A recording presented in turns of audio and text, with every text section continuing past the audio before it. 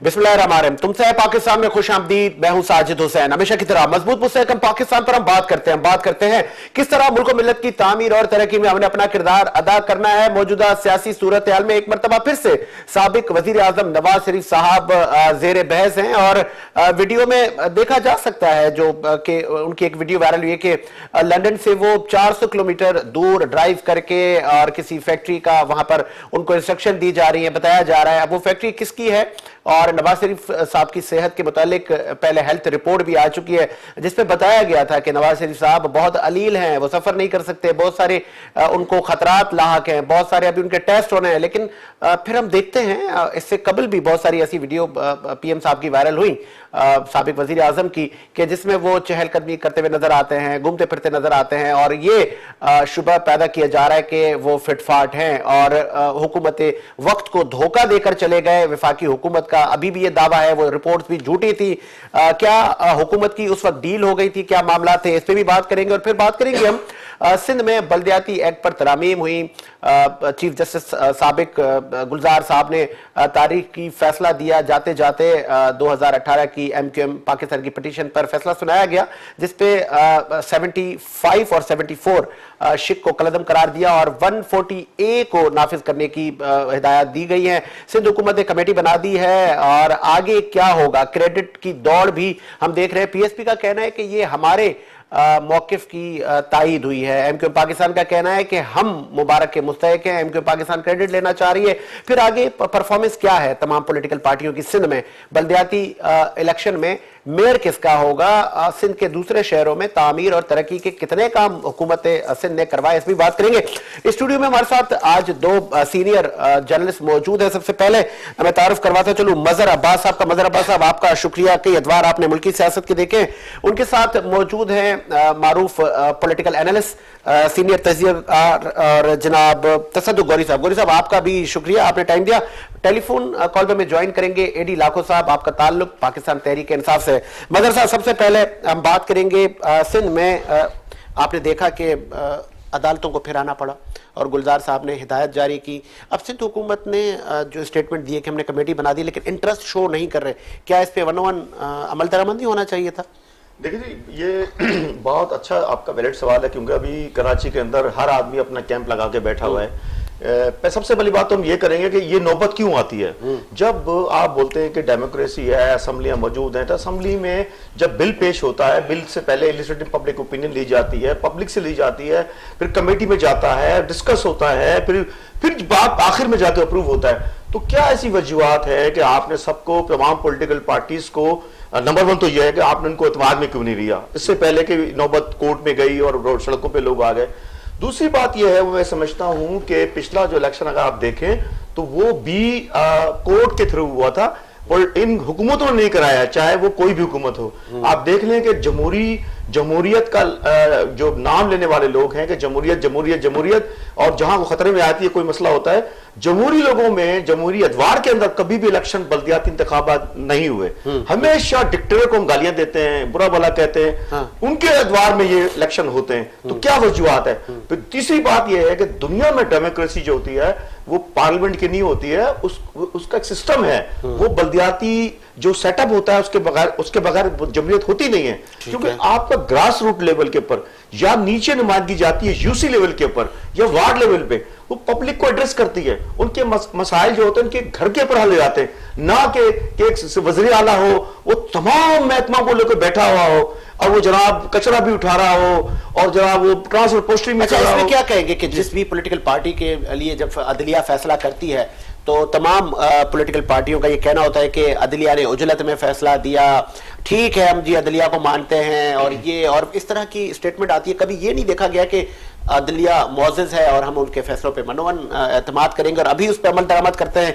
आज peoples party के कुछ रहनुमाओं का भी कहना है, कल इकबाल खान साहब मुआविन खुसूसी सीएम कह रहे थे कि ये बुग़्ज़ पीपल्स पार्टी में फैसला किया गया है, तो ये तो ही ना अदालत है। बात ये है कि हमारा मिजाज ही पॉलिटिकल नहीं है, जमहूरी हमारा मिजाज नहीं है।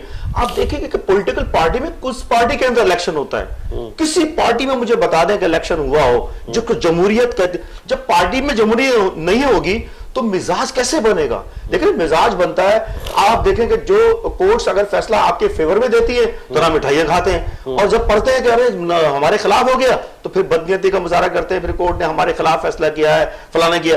ये मिजाज का नाम है। मिजाज नहीं होगा, मिजाज को हमें बनाना पड़ेगा। आप अदलिया जो होती है उसके अंदर जजेस बैठे होते हैं, बड़े मोहतरम होते हैं, बड़ा अदवार देख के आते हैं, बड़ी मतलब नीचे से ऊपर आते हैं। वो कैसे कल फैसला करेंगे? देखें, हाँ ये हो सकता है कि आपके जो प्रोसिक्यूटर्स हैं या वकील हैं उनकी तरफ से वो कोताही होगी। कहा जाता है कि जो इंसाफ है वो अंधा होता है, तो अंधा इसलिए कहा जाता है कि इंसाफ जज के सामने जो चीज पेश की जाएगी वो इंटरप्रिटेशन वही करेगा। चले ठीक है वली साहब, उमर अता बंदियाल साहब आ गए, उनको वेलकम किया गया और 1983 में उन्होंने लॉ की डिग्री की और कई ओहदों पर फायद रहे, चीफ जस्टिस ऑफ पाकिस्तान। अब आगे आप क्या तब्दीलियां देख रहे हैं? जो तामीर और तरक्की का सफर है, फिर पॉलिटिकल पार्टियों का जो रवैया आपने अभी भी देखा, चीफ जस्टिस गुलजार साहब के बहुत सारे फैसले उन्होंने सुनाए, ये जो मौजूदा फैसला सुनाया गया इस पे भी पीपल्स पार्टी का जो रवैया था, क्या ये रवैये अदलिया के लिए? फिर हमने देखा कि मुशर्रफ साहब के टाइम पे भी एक बड़ी तहरीक चली, आगे क्या आप देख रहे हैं? उमर अता बंदियाल साहब की काविशें क्या रंग लाएंगी? असल में साजिद, सुप्रीम कोर्ट एक इदारा है और उसकी अपनी एक पॉलिसी है। ठीक है। जिस तरीके से पाक फौज एक इदारा है उसकी अपनी एक पॉलिसी है। आर्मी चीफ तब्दीली होते रहते हैं, पॉलिसी तकरीबन सेम रहती है। ठीक है। इसी तरीके से सुप्रीम कोर्ट के कई जजेस सुप्रीम चीफ जस्टिस का वो लिटाए हुए, तो हम ये देखते हैं, हम अगर चौधरी इफ्तिखार से लेते हैं, अभी तक तो कोई हमें अदलिया में कोई तब्दीली नजर नहीं आई। ठीक है। जब ये जज साहिबान आते हैं, इस मनसब पे बैठते हैं चीफ जस्टिस के, तो वो बातें बड़ी बड़ी करते हैं मगर मसले हल नहीं होते। आज मौजूदा जो चीफ जस्टिस आए हैं बरियाल साहब, 4.5 लाख सुप्रीम कोर्ट में केस पड़े हुए हैं। ठीक है। ठीक है, इसलिए लाखों की तादाद में निचली सतह की अदालतों में केसेस पड़े हैं। ठीक है। अच्छा, जब भी एक मीडिया जब से इन हुआ है अदालतों के अंदर, इलेक्ट्रॉनिक मीडिया, ठीक है, तो जो भी चीफ जस्टिस आता है वो एक मीडिया पर्सनैलिटी बन जाता है और वो भी मीडिया के नशे में फैसले करने लगता है, सो मोटो या सियासी हो। हाँ। आप तमाम जितने भी चौधरी इफ्तिखार से लेकर तमाम जो चीफ जस्टिस गुजरे, गुलजार अबीब तलक, तो उन्होंने ज्यादातर जितने फैसले हैं पॉलिटिकल बेसिस पे किए। ठीक है। अगर हम गुलजार अबीब की बात करते हैं, ठीक है, तो उनके दौर के अंदर जस्टिस फायज ईसा वाला है जो आइंदा 2023 के अंदर जब रिटायर होंगे ये, तो वो जो चीफ जस्टिस ऑफ पाकिस्तान बनेंगे, जस्टिस फायज ईसा। अब जस्टिस फायज ईसा के बारे में तमाम चीजें, सबूत, तमाम चीजें सामने आई। ठीक है, और उसकी वाइफ के खिलाफ भी। ठीक है। उसके बावजूद क्या नाम है, यही अदलिया ने, यही कोर्ट्स ने एक नया कानून बना दिया कि चीफ जस्टिस की जो वाइफ होगी उसकी असासों की कोई इंक्वायरी नहीं हो सकती, उसके ऊपर कोई कानून, कोई केस नहीं बन सकता। ठीक है। तो लोग फिर सोशल मीडिया में मुख्तलिफ जगह पे लोग वो कहने पे हो गए कि जो जिस खातून के पास 2 नंबर पैसा है तो वो किसी जज से शादी कर ले। ठीक है। तो वो तहफुज है। तो हम एक चीज उठा कर देखते हैं और आइंदा जो होगा वो अल्लाह ताला, जज फायज ईसा की मद में अगर वो Chief Justice of Supreme Court आ जाते हैं तो क्या होगा। ये देखिए, तोहिन अदालत बात नहीं है, बात जो है हक और सच की बात करनी चाहिए। अदलिया में अगर मौजूदा चीफ जस्टिस आए तो उनको हालात और वाकयात को देखते हुए फैसले करने चाहिए।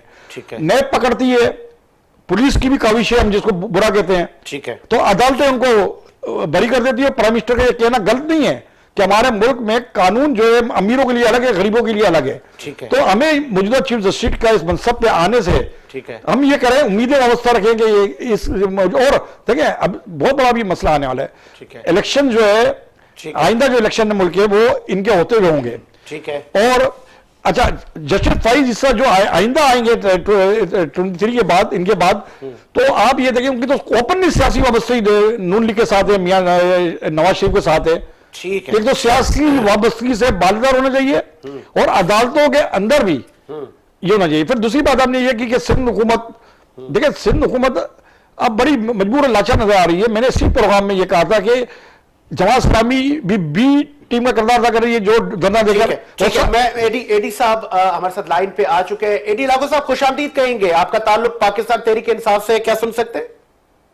जी बिल्कुल, बड़ी बहुत शुक्रिया आपने टाइम दिया। बताइएगा कि अब फिर से अदलिया को आना पड़ा और सिंध हुकूमत को हिदायत जारी की गई है, लेकिन आप बताइएगा कराची से दूसरे शहरों में जब हम जाते हैं, देखते हैं तामीर और तरक्की का जो सफर है वो किस कदर है। पीटीआई को भी तो बहुत सारे फंड आपके लोगों को मिला है, क्या आप लोगों ने काम करवाए? और इतलात ये है कि जो सड़कें आप लोगों के एमपी एमएनए ने बनाई हैं वो नाकिस हैं। बड़ी मेहरबानी, बड़ा अच्छा सवाल किया है। बल्कि मैं ये कहूंगा कि एक तो फर्क साफ जाहिर है कि अगर सिंध का बॉर्डर हम क्रॉस करेंगे और पंजाब के बॉर्डर आदमी दाखिल होंगे तो एक नया मुल्क लगता है, एक नया शहर लगता है, एक नया स्टाइल। जब हम वापस आके फिर सिंध के बॉर्डर से आते हैं तो एक खंडर और टूटी हुई सड़कें और ये वो। पीटीआई तो चलो ठीक है 3 साल में, लेकिन 13 साल दौर में इन्होंने, पीपुल्स पार्टी वालों ने एक सुपर हाईवे कराची तो हैदराबाद वाला नहीं बनाया, मोटरवे नहीं बना सके। इन्होंने तो किया कि अब जहां से जो भी फंड आया तो सीएम साहब की इन्वॉल्वमेंट होती है, सीएम सिंध साहब की। वो तो न काम करने चाहते हैं न करने देते हैं। बाकी देखिए, 2 हाथ से ताली नहीं बजती। जब मिलके बैठ के, अब प्राइम मिनिस्टर आता है, सदर पाकिस्तान आया हुआ था वोट की गया वो मेयर साहब के पास, तो एसपी वहां तक नहीं आया कि उसको भी अलो नहीं था कि प्रेसिडेंट का इस्तेमाल करे। अब तो वहां यहाँ काम करने देंगे कौन से, मुझे ये समझ में नहीं आ रहा। मुझे पता है कौन सा काम सिंध में नहीं हो रहा। ठीक है, तो आपने ट्रांसपोर्ट तो दी, लेकिन आगे बल्दियाती इलेक्शन आ रहे हैं। आप लोग घोड़की से कराची मार्च की भी बातें कर रहे हैं, आपके वफाकी वज़रा, तो आपको तो, लेकिन अपोजिशन कह रही है कि आप लोगों को तो जूते पड़ेंगे, आप लोगों ने तो कोई काम नहीं किया। तो आप कितने मुतमईन हैं कि पाकिस्तान तहरीक इंसाफ ने सिंध में क्या किया? बिल्कुल मैं सही कह रहा हूँ। देखिए, ये इमरान खान साहब को थोड़ा सिंध के लिए सोचना चाहिए था कि गवर्नर भी कराची से, प्रेसिडेंट ऑफ पाकिस्तान भी कराची से, और इंटीरियर की सियासत मेरे भाई अलग होती है और अपना कराची की सियासत अलग होती है। मैं एडी साहब सियासत की बात नहीं कर रहा। पीटीआई ने सिंध के दूसरे शहरों में कौन से प्रोजेक्ट दिए, कितनी सड़कें बनवाई, कितने फ्लाईओवर बनवाए, आप लोगों ने क्या किया है? विफाक, मैं अभी बात सुन नहीं पा रहा, मैं गांव में हूं, सिग्नल ड्रॉप है, फिर मुझे कहिएगा प्लीज। विफाकी हुकूमत, आपका वजीर आजम पूरे पाकिस्तान का वजीर आजम है, सिंध के दूसरे शहरों में कोई मेगा प्रोजेक्ट आपकी हुकूमत ने दिया? भाई कराची में तो आया, ग्रीन बस भी आई है, ट्रेन भी चली है, उसके बाद जो भी पुलें ज़ेर तामीर है वो मुकम्मल हो रही हैं। जो भी फंड पहले से रिलीज किए वो रोके नहीं गए, वो कंटिन्यू काम हो रहे हैं। लेकिन इन्वॉल्वमेंट देखिए सिंध गवर्नमेंट की होती है, और जहां जहां सिंध गवर्नमेंट किया है वह वफाकी इदारे हैं, उनमें भी सिंध गवर्नमेंट की इन्वॉल्वमेंट है, चाहे आप जहां भी देख लें। बाकी रही बल्दियात की बात, 2001 में जो कानून बना था अच्छा था, लेकिन उसमें भी थोड़ी सी खामियां थी परवेज मुशर्रफ साहब के दौर में। फिर 2005 में वो क्लियर हुई, और वो निजाम जो था वो जैसा कोई निजाम है नहीं। वहां पे एमपीएस, एमएनए, सीएम तक उनके हाथ काटे हुए थे। डिस्ट्रिक्ट गवर्नमेंट थी, डिस्ट्रिक्ट का अपना बजट होता था। ठीक है, एडी लागू साहब, लास्ट में ये किया कि सारी चीजें हटा के एमपीएस और एमएनए के मोहताज कर दिया ये निजाम। चले लास्ट में, आखिर में मुझे ये बताइएगा कि आगे इलेक्शन भी बल्दियाती करीब है, फिर जनरल इलेक्शन भी 1.5-2 साल बाद हो ही जाएंगे। कितने पर उम्मीद है? आप लोग तो कह रहे हैं कि सिंध में भी हम क्लीन स्वीप करेंगे, पीटीआई को लोग वोट देंगे, तो वो लोग वोट आपको क्यों दें? मेरे भाई इसलिए कि 13 साल का इनका दौर भी गंदा रहा, लेकिन मैं कह रहा हूं कि सिंध की जो सियासत है उसमें चंद, मैं खुली जहन का मालिक हूं, चंद जो है जैसे अली आदिल शेख वाले, इन्होंने सारा ड्रामा करके झूठी तस्वीरें और पिक्स बना के सारा, खान साहब वो एक अलग माइंड में भरा हुआ था गलत। लेकिन अरबाज साहब के आने के बाद एक जान पड़ी पीटीआई में, और खान साहब को सारी चीजें क्लियर हुई। अब जब कोई बंदा नियत काम से करेगा तो वफाक की हाथ मजबूत करने वाले सिंध के एमपी, एमएनए, गवर्नर और सदर साहब है। लेकिन उनकी जो टीम है वो अगर नाअहल होगी और वो काम करने के लिए तैयार नहीं होगी, और बी टीम होगी पीपुल्स पार्टी की, तो प्राइम मिनिस्टर साहब पे 2 उंगलियां उठेगी। एडी लागू साहब, आप ये बताएं, आपका नूर सिंध से ताल्लुक है, आप साबिक नाजिम भी रहे हैं, आप ये बताएं कि जिस तरीके से पीटीआई ने सिंध का सदर कराची का एक शख्स को मुंतखब किया है, क्या इससे सिंध की सियासत पे पॉजिटिव, पीटीआई की सियासत पे पॉजिटिव असरात होंगे या मनफी? मनफी भाई बहुत सारे, इसके कराची के इंटीरियर की सियासत में पहले कर चुका हूँ, वो अलग है, कराची की अलग है। यहाँ जितने जितने लोग आए थे पीटीआई में शामिल हुए थे, अमीर बख्श भुट्टो साहब और लियाकत जतोई साहब, गौस अली शाह साहब, फलाने जितने भी बड़े तो लाखों साहब अरबाब साहब से मशवरा नहीं किया गया क्या? इनकी इन्वॉल्वमेंट की वजह से वो साइड हो गए।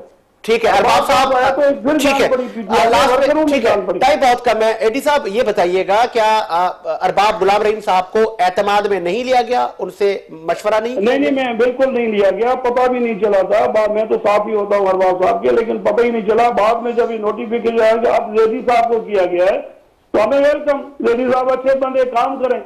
काम में तो भाई इंटीरियर भले कराची हो, लेकिन मैं ये कहूंगा कि अरबाब साहब को अगर ये सौंपा जाता तो शायद नहीं, कंफर्म से कह देता हूँ, वो सिंध का नक्शा अलग होता है, वो सीएम रहे, ठीक है, बहुत शुक्रिया, जीते ठीक है, ठीक है, 2005 में भी पूरे डिस्ट्रिक्ट एक नवाशा दिया गया था, बस वो भी दिया गया था। चले ठीक है, बहुत शुक्रिया एडी लाखो साहब, आपने टाइम दिया और पीटीआई वफाकी हुकूमत का मौक़िफ़ पेश किया। मंजर अब्बास साहब, क्या लगता है आपको सिंध में कोई तब्दीली आएगी? क्या सिंध में वाकई ऐसा होगा कि पीटीआई जीत जाएगी? और अभी हालात हमने देखे कि अरबाब साहब को एतमाद में नहीं लिया गया।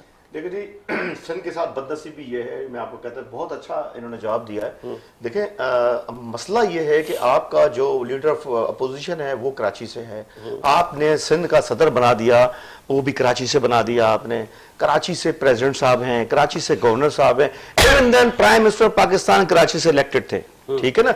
अब सिंध की बात इनकी सही है, I belongs to Sindh interior, Sindh की पॉलिटिक्स में और शहर की पॉलिटिक्स में, कराची की पॉलिटिक्स में सर बड़ा डिफरेंस है। बिल्कुल ही इज राइट। देखिए सिंध के अंदर ये नहीं होता, सिंध के अंदर या जब पंजाब के आप इंटीरियर में जाएं, देहातों में जाएं, वहां की पॉलिटिक्स डिफरेंट होती है। वहां पे जरा जातिया जात होते हैं, बरादरियां होती हैं, एक दूसरे की लाइकिंग होती है, वहां की सियासत डिफरेंट होती है, ठीक है ना। अभी अरबाब साहब जैसा बंदा जब आया था, मेरी इनसे बहुत पहले मुलाकात हुई, हमने बहुत डिस्कशन किया, तो मुझे बड़ी खुशी हुई। उसके बाद उनकी अनाउंसमेंट हुई और हमने मुबारकबाद भी जाकर दी, उनका फिर ऑपरेशन हुआ। तो बात यह है कि अरबाब साहब बहुत मुंजे सियासतदान है, ठीक है। उनके मुकाबले में अगर अली जैदी साहब को लेके आए, मेरे ख्याल से तो इसका कोई हल नहीं है। इसको अरबाब साहब को ही बनाते सिंध का सदर, उनको पता है कि किसको कहां यूटिलाइज करना है। चले गौरी साहब, ये क्या हुआ कि अरबाब गुलाम रहीम साबिक सीएम सिंध, और सुनने में अभी आपने सुना कि एडी साहब भी कह रहे थे बरमला कि अरबाब साहब को एतमाद में नहीं लिया गया। हमने देखा इससे कबल सेनेट इलेक्शन हो, जितने भी मामला टिकट के भी हुए, तब भी अकरबा परवरी देखी गई। अंदरूनी पीटीआई में क्या चल रहा है? असल में अरबाब रहीमी का मसला नहीं है, मसला ये है कि पाकिस्तान तहरीक इंसाफ में जब भी सिंध से कोई भी बड़ी शख्सियत शामिल हुई, सरदार मुमताज अली भुट्टो साहब, अमीर बख्श भुट्टो, उनके साहबजादे, परवेज अली शाह और दीगर भी, ठीक है, तो लोग शामिल होते, उन सबको ये साजिशी अनासिर जो टोला है पूरा, अली जैदी वाला और इमरान इस्माइल वाला, गवर्नर सिंध वाला, तो उसको उन्होंने उनको मफलूज कर दिया, काम करने नहीं दिया। वो चाहते ही नहीं कि कराची सिंध के अंदर पीटीआई के लिए कोई आए और पीटीआई को मजबूत करे, क्योंकि इन्होंने 1.5 इंच की मस्जिद तामीर की हुई है, ठीक है। अब आप ये देखेंगे, जैसा कि दोस्त ने भी कहा कि सारे ओहदे सिंध कराची से हैं, ठीक है, उसके बावजूद कराची सिंध ही है ना, सिंध का हर बड़ी सियासी जमात का अंदर सिंध से प्रेजेंट होता है, जो अपने वो बड़ी जमात सियासी कहती है, और सेक्रेटरी शहरी इलाके से ले सकते हैं आप, ठीक है, ठीक है। अब आप बताएंगे इमरान खान साहब को मैं ये समझता हूं कि उनको सियासी सूझबूझ है ही नहीं, और वो इन लोगों के जो निकम्मे लोग हैं, जो अपने कैपेसिटी पोर्ट एंड शिपिंग में जो कैपेसिटी आती है उसमें वो अपनी यूनियन को चंद 100 वोट नहीं दिलवा सके, जीतना तो दूर की बात है मदर साहब, चंद वोट नहीं दिला सके, तो वो शख्स को सिंध का सदर बना देना अपने पांवों पे खुद को आ रही है, जब आपके मुखालिफ पाकिस्तान पीस पार्टी की गवर्नमेंट है। तो आप ये बताएं कि अली जैदी या अली मादी शेख के कहने पे कौन सा वडेरा, कौन सा जागीरदार, कौन सा सीनियर सियासतदान उनके लिए खड़ा होगा या उनकी बात पे लब्बे कहेगा? तो ये सारी चीजें, ये सारी साजिशें, सारी मुनाफत जो है वो नुकसान इमरान खान साहब को जा कैसे रही है। मुमकिन है गौरी साहब, कैसे कि एक साबिक सीएम को आप मोमिन खुसूसी बनाते हैं सिंध अफेयर का, पीएम इमरान खान साहब की मैं बात कर रहा हूं, फिर उनको एतमाद में नहीं लिया जाता, उनसे मशवरा नहीं किया जाता। आप अभी आपने एडी साहब का सुना, अगर मोमिन खुसूसी के साथ साथ उनको सिंध का पीटीए का कन्वीनर भी बनाया था। ठीक है, कन्वीनर बनाने के बाद उनको तो जब वो इंसाफ हाउस में ऑफिस के लिए रब्ता किया तो उन्होंने ऑफिस देने से इनकार कर दिया। बताएं। उन्होंने क्या नाम, सिर्फ सरकारी ऑफिस तो नहीं मांग रहे थे। अच्छा, और सिंध अफेयर देखना है, तमाम देखना है, तो देखिए इसमें फिर मैं कहूंगा कि सारा कसूर जो है वो प्राइम मिनिस्टर इमरान खान साहब का है। और इस साजिश का सबसे बड़ा जो है, जो प्रेसिडेंट के ओहदे पे बैठा हुआ है आरिफ अलवी, जो उसको सियासत करनी नहीं चाहिए, वो सियासी लोगों से जाकर क्यों मिल रहा है कोटकी में या किसी जगह पे। प्रेसिडेंट ऑफ पाकिस्तान है, आईन ये नहीं कहता उसको। कोई आप बता दें कि इससे पहले जब से 18वीं तरमीम के बाद जब इख्तियार सारे प्राइम मिनिस्टर मिल गए, कोई सियासी ममनून हुसैन कोई ले लें, नून लीग में प्रेसिडेंट रहे, ये ले जरदारी साहब तो पार्टी हेड थे, पीपल्स पार्टी के जब प्रेसिडेंट थे तो पार्टी हेड के हैसियत से वो मुलाकात करते थे सियासी लोगों से, एज ए प्रेसिडेंट नहीं। पहले तो ये क्या आइन के खिलाफ वर्जी के मौजूदा प्रेसिडेंट आरिफ अलवी कर रहे हैं, और सारी साजिशों का शिकार आरिफ अलवी है, पीटीआई की तंजीम के हवाले से और गवर्नर हाउस का मरकज है। चले ठीक है जी, मुझे ब्रेक का कहा जा रहा है, एक ब्रेक लेते हैं। ब्रेक के बाद हम बात करेंगे साबिक वजीर आजम नवाज शरीफ साहब की एक वीडियो वायरल है और मुख्तलिफ जराए से उन पर क्रिटिसाइज किया जा रहा है, हकीकत क्या है, इस पर बात करते हैं। एक ब्रेक लेते हैं, ब्रेक के बाद।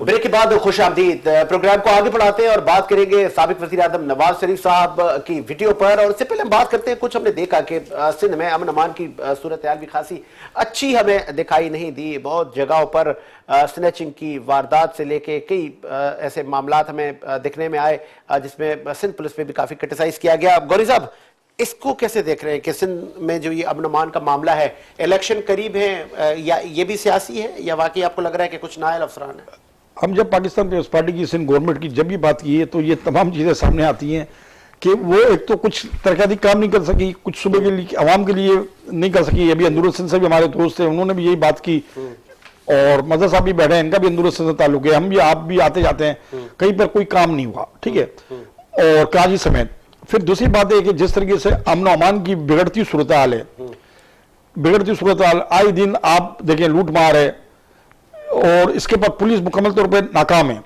फिर हम जेल की हालत लेते हैं तो जेल से आपने देखा हालिया 14-15 कैदी वीआईपी अस्पतालों में जिंदगी गुजार रहे हैं। जेल के अंदर जो फैसिलिटीज दी जा रही है उसकी तो बात ही अलग है। उसके बाद उसके ऊपर भी कोई वाज़ेह तौर पर कार्रवाई नजर नहीं आती। फिर इतना बड़ा मुलजिम दुआ मंगी केस का, वो उसको शॉपिंग कराने पुलिस ले जा रही है और वो वहां से फरार हो जाता है। एक तो कोर्ट से तो सुना है फरार होते हुए या फरार कराते हुए, एक को शॉपिंग कराने ले जा रहे कैदी को, तो कहां पे कानून है? मगर इसके पर फिर आपको नहीं लगता कि आईजी सिंध का है, डीआईजी साहब का है, जेल का अमला का है, ये जिम्मेदारी किसकी है? इसकी जिम्मेदारी वज़ीर आला सिंध की है, इसकी जिम्मेदारी वज़ीर आला सिंध की है। आईजी, डीआईजी या जेल का अमला या जेल का आईजी वो कौन नामजद करता है? जब ऑनेस्ट होंगे, ईमानदार होंगे, उसको तो लाते नहीं आगे जो काम करे। अगर एक सीएम साहब तो बस कमेटी बना देते, वो कहते हैं जी तहकीकात कर रहे हैं, तो ये काफी है? देखिए सर, कमेटियां बनती हैं, कमेटियां तो टालने के लिए बनती है। सरदार अब्दुल मजीद दस्ती 22 ग्रेड का अफसर, पता नहीं अब रिटायरमेंट हुए या अच्छा रिटायर हो गए, वो 1.5 साल इस गवर्नमेंट में ओएसडी बन के बैठे रहे, उसको तो पोस्टिंग नहीं दी। क्यों नहीं दी आईजी की? कि अगर वो आ जाता आईजी सिंध तो हमने देखा जब एसएसपी भी रहा है या डीआईजी रहा है जिस शहर में, मुल्क के जिस सूबे में, तो वो आ जाता तो सारे क्राइम खत्म हो जाते। इनको चाहिए बेईमान अफसर, इनको चाहिए लूट मार वाला अफसर। हुकूमत की एजेंसियां भी खामोश है, हुकूमत के इदारे खामोश है कि ये जो कैदी जिस तरीके से 5 स्टार जिंदगी जेल से बाहर गुजार रहे हैं, जेल के अंदर क्या होता है वो तो आप और हमको पता ही नहीं है ना, जो मामला थे। चले तो और उसके बाद जो क्राइम हो रहा है स्टेट, आए दिन सोशल मीडिया में खासतौर पे और जो कैमरे लगे उससे वीडियो सामने आ रही हैं, कौन सा मुलजिम या मुजरिम पकड़ा गया या कहां पे पुलिस ने कार्रवाई की, इसकी तमाम जिम्मेदारी में वो पुलिस एहलकारों की नहीं बात कर रहा जो खड़े हुए रोडों के पर। ठीक है, इसके जिम्मेदार वजीर आला सिंध और आईजी सिंध है, दोनों, चाहे वो जेल का आईजी हो चाहे ये आईजी सिंध हो। चले आप इससे मुत्तफिक हैं नजर अब्बास साहब? 100% सर। मसला ये है कि इस सिंध के अंदर बिल्कुल बजा है इनका। ये तो आप किसी बच्चे से पूछेंगे ना, किसी आप उठा के, चाहे कराची का हो। पीपल्स पार्टी भी कहती है कि ये बुग्ज पीपल्स पार्टी नहीं, क्या है सर सीट पे? वो इस चीज को नहीं सर, बुग्ज कैसे है? आप सीट पे देखें, रोड पे बंदा मार दिया उन्होंने, घर पे डकैती करने आया, कौन निकला? पुलिस वाला। अब मुझे आप सोचें, एक बंदा कितने केसेस में इन्वॉल्व है, सस्पेंड हो गया, फलाना हो गया, इंक्वायरियां हुई, इंक्वायरियां पेंडिंग में चली गई, फिर वो पोस्टिंग लेके आता है। ये रिस्पॉन्सिबिलिटी जो है वो बिल्कुल सही कह रहे हैं। हम जर्नलिस्ट हैं, हम भी सारा दिन सड़कों पे होते हैं, हम ड्राइंग रूम में बैठ के वज़ीर आला की तरह नहीं काम करते, हम भी सड़कों पे होते हैं। आप और हम लोग सबको, हमको इनपुट आ रही होती है, हम फुट देख रहे होते हैं। हर क्राइम में आपको जो भी मिलेगा, पुलिस वाला ज्यादातर मिलेगा आपको। उसके बाद जब करप्ट तरीन अफसरान की लिस्ट बनाई जाती है कि ये कितना माल देगा, ये अच्छा, कितना, मैं आपको 100% लेवल की सर, मैं आपको एसएसपी लेवल की सर, मैं अभी मेरे कंप्लीट करने दें। आपका करप्ट तरीन अफसर एसबीसीए का डीजी है, करप्ट तरीन अफसर। वो पागल, पैसे जाते हैं ना सर, पैसे जाते हैं। आप 10 करोड़ रुपए दो, पोस्टिंग ले लो। अगर हल्फ उठा ले, नासिर शाह को बिठाएं और सीएम को बिठाएं, कुरान शरीफ हल्फ उठाएं कि आपने पैसे लिए दिए, कहां जाते हैं? सिस्टम में जाते हैं, जरदारी सिस्टम में जाते हैं। आपका चंद लोगों को छोड़ के पूरा निजाम सिंध का करप्ट और क्लब्स हो चुका है। हल क्या है? आवाम मैंडेट देती है, नहीं, हल या फिर बाहर सर, हो जाती हल ये है, है, तमाम इख्तिदार फिर मुंतकिल हो जाता है। सर हल ये है, देखिए हल ये है इसका कि निजाम, ये गला सड़ा निजाम नहीं चल सकता। और टू बी ऑनेस्ट, यही सिस्टम होगा, यही लोग होंगे, यही आएंगे। पैसे देके एमपीएमएनए बनते हैं, पैसे देके ये पोस्टिंग लेते हैं, पैसे सब कुछ सर इधर सिंध के अंदर। मैं ऑनेस्ट टू गॉड हल्फन कह रहा हूं, आपके टीवी बैठ के कह रहा हूं, ये पंजाब में सर मेरा 20 साल एपी के में नहीं होता सर, कम है 5%, 10%, इस तरह नहीं है जिस तरह सिंध के अंदर है। लुटो दे फुटो। आप ये देखिए कि मैंने बीपर दिया, मैंने आपको याद होगा शाहरुख जुतई का, अब मैंने खुद आंखों से देखा है सर, आंखों से शाहरुख जुतई का मैंने अपने किसी चैनल में बीपर दिया, हलचल मची, जियो पे चला, दूसरी जगहों पे चला। देखिए वो किस तरह रह रहा था, मतलब एक अस्पताल बनाया, वो खरीदा और उसका वहां पे जबरदस्त सिस्टम कर दिया। आज भी आप चले जाए एनआईसीडी के अंदर, जो आप रोना होता है ना, एनआईसीडी, भाई वो दूसरा पैलेस है, वो दूसरा पैलेस है। वहां पे लोगों के लिए बड़ा फैसिलिटेशन सेंटर खोल के रखा हुआ है। चले इस पे मजहर अब्बास साहब, मेरी पूरी इस पे रिसर्च हो रही है, एनआईसीवीडी को डिस्कस करेंगे हम, नवीद कमर और नहीं, आप ये तो देखिए, एक रह गई बात मेरी, इससे बड़ी दुनिया की बदनसीबी भी किया होगी। सुप्रीम कोर्ट का चीफ जस्टिस ऑफ पाकिस्तान छापा मारने जाता है अस्पताल के अंदर, और हमारे जनाब मोहतरम शर्जील मेमन साहब, इतने अरबों के उनके ऊपर केसेस हैं, और जनाब वो चीजों के साथ पकड़े जाते हैं, और वो चीज जो होती है चीफ जस्टिस ऑफ पाकिस्तान के सामने चीज पकड़ी जाती है, अल्कोहल पकड़ा जाता है, और वो 3 दिन के बाद उस जगह पे जाके वो शहर बन जाता है जहां पे मकड़ी के जाले थे। चले गौरी साहब, आप आगे बढ़ाते हैं। इसमें एक बात मैं कहूंगा मजहर अब्बास के हवाले से, देखिए यहाँ तक करप्ट निजाम है कि एक एसएसपी जी शहीद हो गया, उसको शहीद हो गया, मारा गया जी बम धमाके में, और वो क्या नाम है, बड़ा नामवर, बड़ा चौधरी,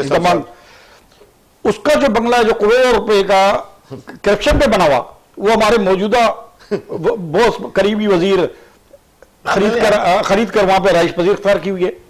अच्छा, उस वजीर साहब से पूछा जाए कि पहले बात है कि जब आप नाजिम थे तो इतने करोड़ों रुपए तो नहीं थे जब जिले के, और आज आप इतने करोड़ रुपए का बंगला, और वो भी रिश्वत की कमाई का बना हुआ, सबको पता है। वो अफसर दिलेर थे या नहीं है दिलेर थे, मगर उनका पैसा कहां से आया, और आज वो इतने बड़े बंगले में रह रहे हैं। इस पे तो हुकूमत के खुद, तो इस पर हम क्या बात कर सकते हैं? चले आगे बढ़ाते हैं सर। साबिक वजीर आजम नवाज शरीफ साहब ज़ेरे बहस हैं, ये क्या पुरानी वीडियो है या वाकई अगर नवाज शरीफ साहब के लिए जो ये बातें की जा रही हैं, आप क्या समझते हैं? हुकूमत ने तो खुद भेजा था उनको,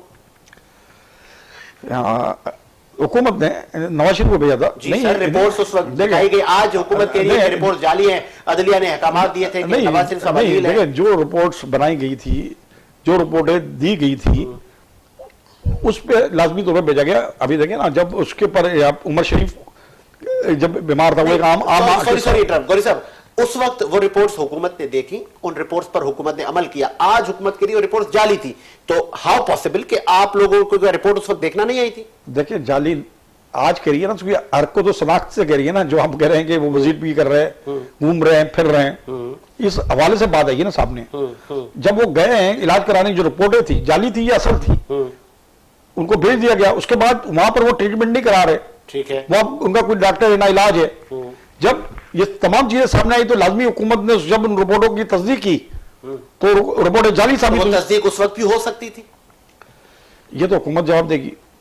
तो अब तो हुकूमत की आप हुकूमत का नुमाइंदा तो नहीं है। ये हुकूमत की फिर नाकामी या नाअहली नहीं है, या फिर डील नहीं है? सर देखिए इसमें एक चीज है सर, गौरी साहब आप कंटिन्यू करें। मैं देखिए इसका तो बेहतर जवाब हुकूमत दे सकती है, ठीक है। अगर डील थी अगर फर्ज करें तो उसमें हुकूमत कसूरवार है, इसमें तो हम बात ही नहीं कर रहे ना, हम हुकूमत को सपोर्ट करने के लिए तो नहीं बैठे, ठीक है।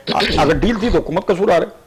और मियां साहब अगर इस हरकत से बाहर गए हैं, और मियां साहब जिस तरीके से अभी कल जो वीडियो आई है, जो ट्रैवल किया है इन्होंने, जो अचानक ट्रैवल करके विजिट करके वो फैक्ट्री में इंटरसीड खरीदना चाहते हैं, और तो वो तमाम चीजें सब सामने आ रही हैं। तो इससे मियां साहब, हम तो मियां साहब की बात करेंगे ना, कि मियां साहब के ऊपर भी मुनफी बात आई, जो लोग उसके लिए हमदर्दी का इज़हार कर रहे थे, जो हमदर्दी का इज़हार कर रही थी, अब उनको भी ये पता चलेगा कि मियां नवाज शरीफ जो हैं बुरे वक्त में तना छोड़ देते हैं, फिर डील के जरिए वापस आ जाते हैं। ठीक है, तो अब वापस आते हुए नजर आ रहे हैं आपको? मैं आपकी तरफ मदर साहब वापस नहीं आते इलेक्शन से पहले क्या करेंगे? अगर वो आप क्या समझ रहे हैं, क्या अगर वज़ीर आज़म पाकिस्तान बन जाएंगे? नहीं बन सकते। जब उनको है ही नहीं तो वो अयाशी की जिंदगी वहां बसर कर रहे हैं, तो वो पागल है। फिर मैंने कहा कि मरियम नवाज बेवकूफ है कि वो अपना रास्ता रोकने के लिए, अपना सियासी कद छोटे करने के लिए अपने फादर मोहतरम मियां साहब को बुलवाए। चले मजहर साहब, आप क्या कहेंगे उस वीडियो पर? क्या वाकई नवाज शरीफ साहब अलील हैं, या बस वो बैठ गए सुकून से जाकर? ये मैं आपको हमारे यहाँ से मफरूर है। मैं अर्ज करूं कि पाकिस्तान शायद दुनिया का वाहिद ही मुल्क होगा जिसमें तीन दफा का वजीर आजम झूठ बोल के, मैं झूठ बोल के बात कर रहा हूं, ऐसा सिनेरियो क्रिएट किया गया, पल्स गिर गई, मरने वाले हैं इसमें देखें। और वो झूठ बोल के, पहले भी झूठ बोला था उन्होंने, वहां पे सुल्तान प्रदेश में मैं भी गया हूं, वहां रह के आया हूं उनके साथ, ठीक है, मैं मिल के आया था। वहां पहले भी झूठ बोल के गए थे और पूरा वायदे के साथ गए थे, और फिर जब बात आई तो फिर सऊदियों को आना पड़ा, उन्होंने दिखाया कि हाँ भी एग्रीमेंट था, नंबर 1। दूसरी दफा भी झूठ बोल के गए इलाज के ऊपर। इसमें देखें अब जैसे गौरी भाई ने थोड़ा सा पानी डाला है, रुमाल में बांधी है इन्होंने, तो बात यह है कि ताली दो हाथ से बचती है, और ये रिपोर्टें बिल्कुल नाकिस थी, झूठ पे मुबनी थी, लेकिन डील के तहत गए थे। वो डील के तहत हुकूमत ने ही डील की। बिल्कुल, जो लोग हैं देखे ना आप, 50 रुपए के, देखिए हुकूमत ये तो कह रही थी कि आप इतने अरब का इनके साथ बॉन्ड भरवाएं, लेकिन कोर्ट जो थी, उस वक्त के चीफ जस्टिस जिसको कहा जाता था कि वो नवाज शरीफ के ताल्लुकदार हैं, उस वक्त के चीफ जस्टिस जिन्होंने, अब वो हट गए वहां से, तो उन्होंने 50 रुपए, कहां अरब कहां 50 रुपए के बॉन्ड पेपर के ऊपर, और एक बंदा जो ऑलरेडी केसेस में इन्वॉल्व है उसका भाई, उसके साथ एफिडेविट भराया, उसको जाने दिया। ये डील का नतीजा था। अब वो बात इनकी 100% सही है। अभी 2-4 दिन पहले मेरी बात हुई उनसे लंदन में, तीसरा दिन है शायद, तीसरा दिन हमारे दोस्त के वास्ते उससे बात हुई है, बहुत ही अच्छे अंदाज में, बहुत ही जबरदस्त अंदाज में। मुझे तो सिर्फ ये बताया जाए कि वो सिर्फ एक दिन किसी अस्पताल में गए हो, एक दिन नहीं गए, और वो हशाज बशाज घूम रहे हैं, बल्कि कई खबरें तो आ रही हैं कि शायद वो शादी की भी सोच रहे हैं, ठीक है। तो वो अब क्यों आएंगे? क्या वो जेल खाने के लिए आएंगे? क्योंकि डील के तहत गए हैं, वो वहीं रहेंगे। और दूसरा, वो ताहयात जो है वो डिसमिस हो चुके हैं। ताहयात नाहली की इस्लामाबाद बार में है, ठीक है, की जा रही हैं। और फिर हमने देखा बीच में एक मुस्लिम लीग नवाज की जो वफाकी जो मरकजी क़यादत है, उनका ये कहना था कि वो आ रहे हैं, करने के लिए नहीं, ये सब बकवास है। मैं आपको बिल्कुल क्या बता रहा हूँ, पार्टी का सिस्टम मैं आपको अंदर की बता रहा हूँ। मैं इस्लामाबाद में था, तो जाहिर होता है कनेक्शन हमारे भी होते हैं, हर जगह होते हैं।